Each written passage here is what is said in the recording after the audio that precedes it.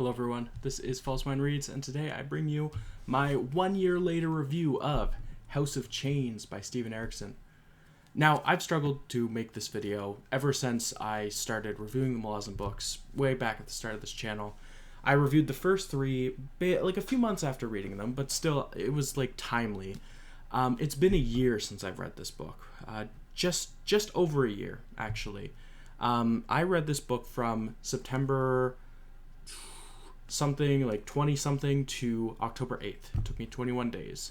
And that was obviously a year ago. It is October something whenever you're watching this. It's over a year. And so I've struggled.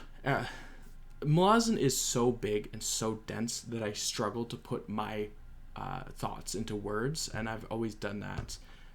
Hell, you just have to look at my Toll the Hounds video. That video, I think I might need to actually sit down and do like a proper review of it. But for this book specifically, it was tough to get my thoughts on it because so the first three books I had struggled with, and I had equal negative and positive stuff to say about it. This is when I fell in love with the series. Book 4 is my, I'd say now, third favorite book in the series.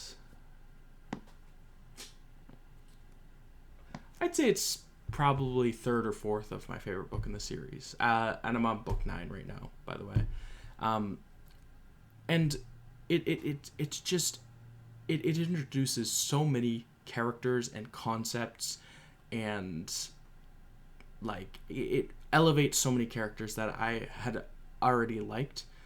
It worked for me. It was, I don't want to say more character focused, but it was more focused than I think the other books were. Well, okay, Deadhouse Gates was way more focused, but it was on Duiker, and I found Duiker to be he was Duiker. He's good, but he's still a little bit meh. But this book, you know who it focuses on the most? Okay, I won't say the most, but this book is kind of it has three major pillars. It has Karsa Orlong for part 1, Fiddler for the marching with the, let's just say, the Adjunct's army for now. And then it has Trull Sengar, which those are three of my favorite characters in the series. How did you expect me not to love this book, Erikson? Like, I see this kind of usually on the lower end of the books when people are doing rankings. It works. Everything just works. Does the marching get a bit tedious? I mean, marching always gets a bit tedious. This book is basically the journey from one like port city to another place to go fight a battle, which, okay, spoiler alert if you hadn't already guessed, I'm going to be talking about this book in depth and like the rest of the series up to at least book 8, but basically to a battle that they don't even get to fight. It's, the ending, I think it's not that it doesn't work. It's that it didn't work for me personally. That's about the only gripe I had with this book. So part 1 follows Karsa Orlong, which is a new character to this book, but it is a very pivotal character for this entire series. It's what the sequel series to this book series is about. He is in this book. So, okay, there's some timeline issues that the community can't seem to agree on, or there's different interpretations whether you want to say this piece of information is wrong or that one. This book, Karsa's portion, takes place in the time between books 1, 2, and 3. So book 2 and 3 take place at the same time. So there is, in book 1, you have the events, and that's when Midnight Tides takes place, mostly contiguously with book 1, from my understanding. And then a few months after book 1 ends, you get book 2 and 3. That's like because the travel to allow for Fiddler and Callum and like Crocus's travel time to 7 cities. And then a few months after that is when the Adjunct arrives at 7 cities and starts forming her army to go and kill Shayak Reborn. So in part 1, this is taking part 1 of this book is really the most messed up in the timeline. It's very what the hell, when is this happening? It's happening sometime around or before book 1, Gardens of the Moon. And it follows the warrior, the barbarian. I say barbarian in the D&D sense of the word, not in the derogatory sense of the word. The barbarian, Karsa Orlong, and his 2 companions as he descends from the mountain into a small village in Genebakis to do some raiding and killing. And in this way, he is very young here. He is sheltered and he is young, and he is raised among a violent warrior culture that really enjoys the killing aspects and the spoils of war aspects of war.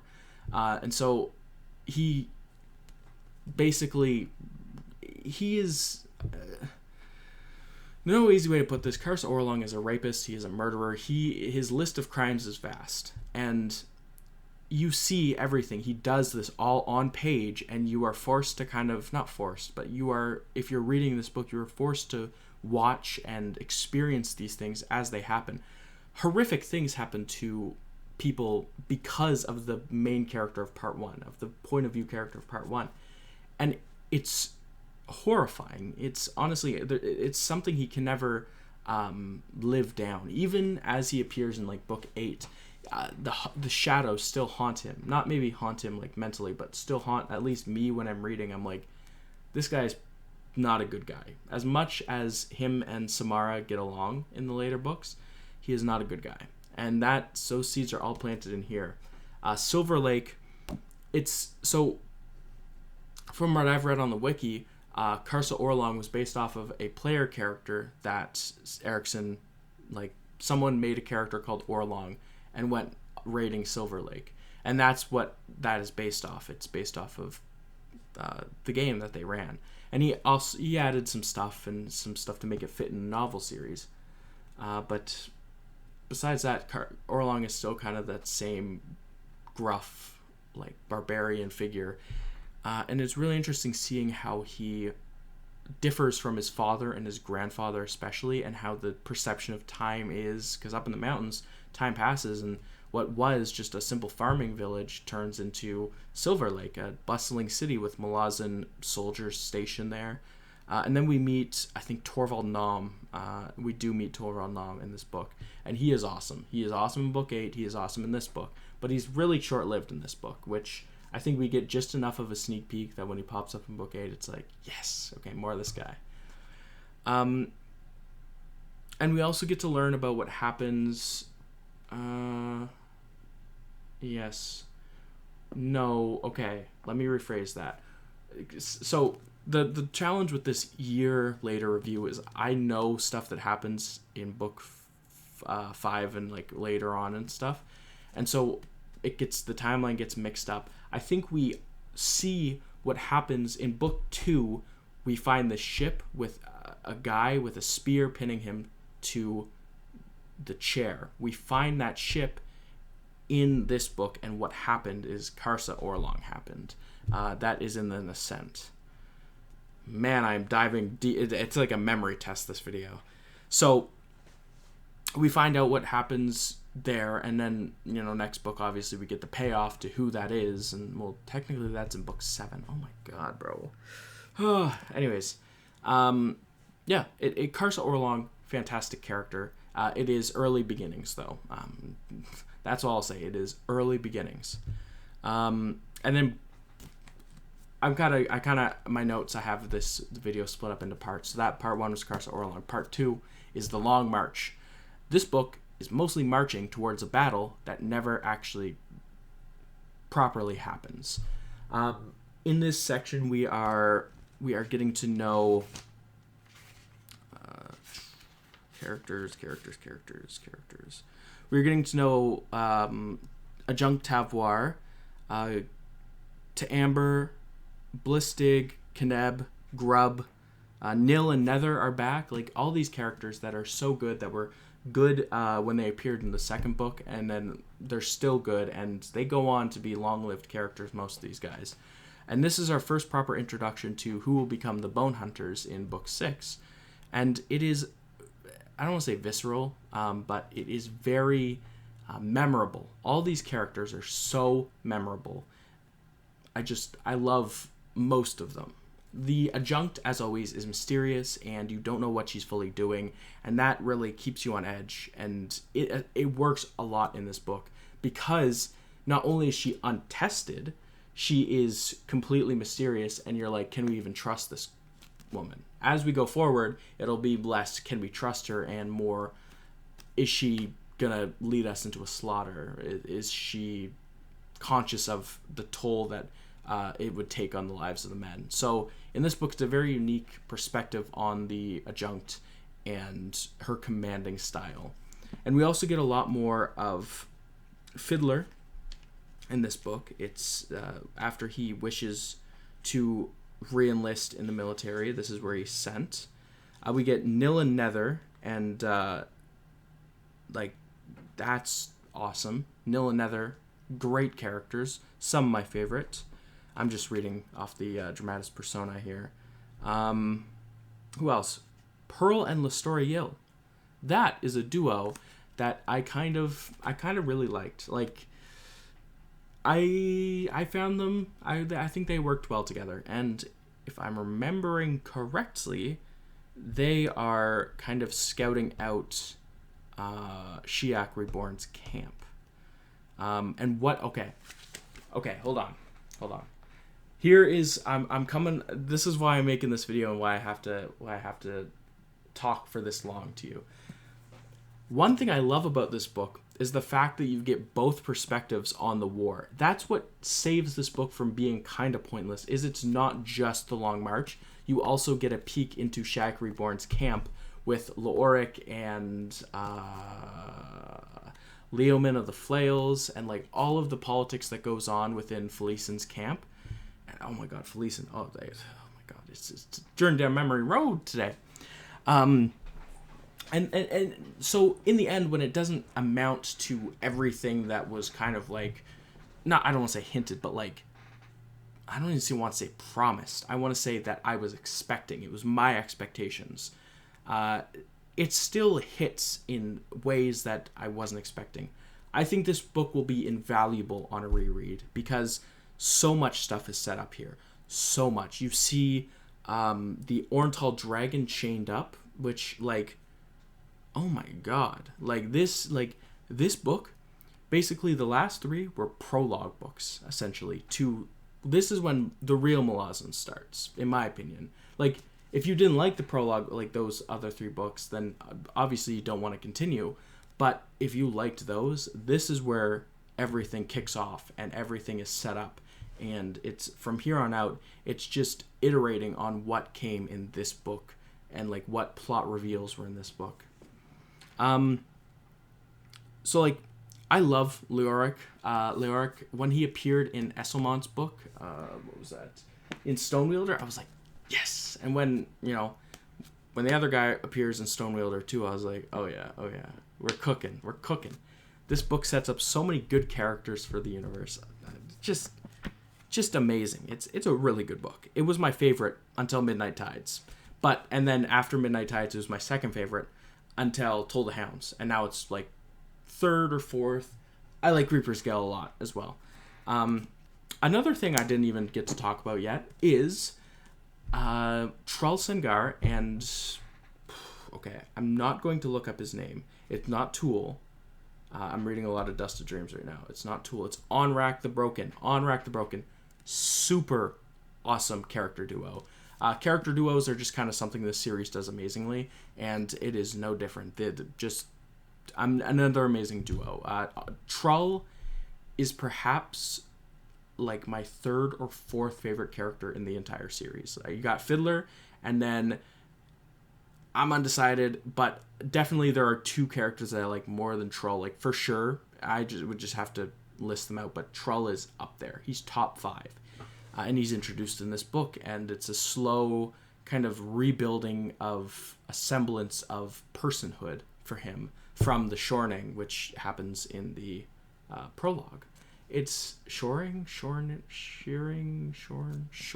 It's to be shorn. I don't know what you would say. Anyways, yeah, it's just, I love their their adventure in Shadow, in the Ascent, and throughout the Warrens. And like the cover, just seeing them on the cover right there is really awesome. And like the Daragoth and stuff. Yeah, it's good. It's good. That's all I can say about this book is it's amazing. It's good and more. How do I feel about it a year later? I think that this is the book that I feel the need to reread the least, because it is in such a good place in my memory, and like I don't want to say I remember a lot of it, but I remember most of it. And when I say I don't feel the need to reread, I want to reread this book. But it's not like with Gardens of the Moon and like especially Memories of Ice, I feel like I missed something, that I might have been too rushed with those books. And I want to go back. Like those first 3 books, I feel like now that I've gotten perspective on how Erikson does his stuff, I can go back and see the earlier attempts at fulfilling those promises and kind of like what he was trying to do. But with this book, I feel that Erikson hit his stride, and I don't need to reread this one to fully appreciate it. Maybe to fully appreciate it, but to appreciate it at all, not at all, but like to appreciate it the right amount on a first reread or first read through, I think I got it. I don't need to reread this book, but I am so excited to. And is there anything I missed?